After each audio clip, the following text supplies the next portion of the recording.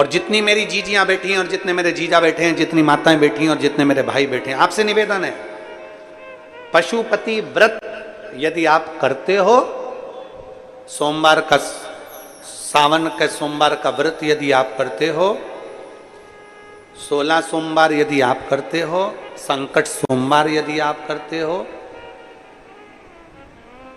तो निवेदन, पशुपति व्रत करने वाली मेरी जीजी हो, मेरे जीजा हो, मेरी बेटी हो, मेरे बेटा हो, मेरी माताएं हैं, मेरे भाई हो, या संकट सोमवार करने वाले या 16 सोमवार करने वाले जितने मेरे बहन भाई हैं, शंकर भगवान के पूजन की थाली अपने को स्वयं लगाना चाहिए। स्वयं। इसका फल कितना है वो शिव पुराण बता रहे। स्वयं लगाइए शिव पुराण की पूजन।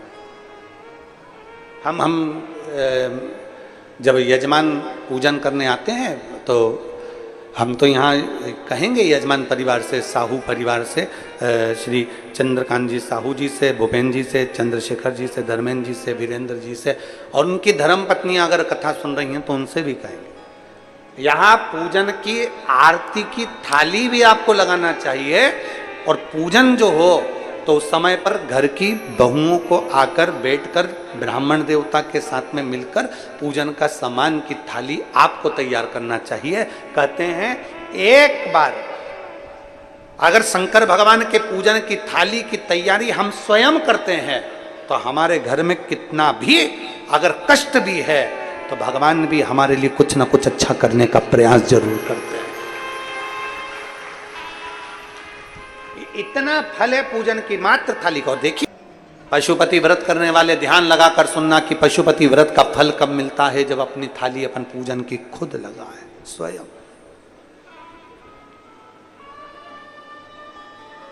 कितनी बड़ी कथा है। आप में से कोई ने संकट सोमवार करें? 16 सोमवार संकट सोमवार जिसने करे हाथ उठाओ जरा।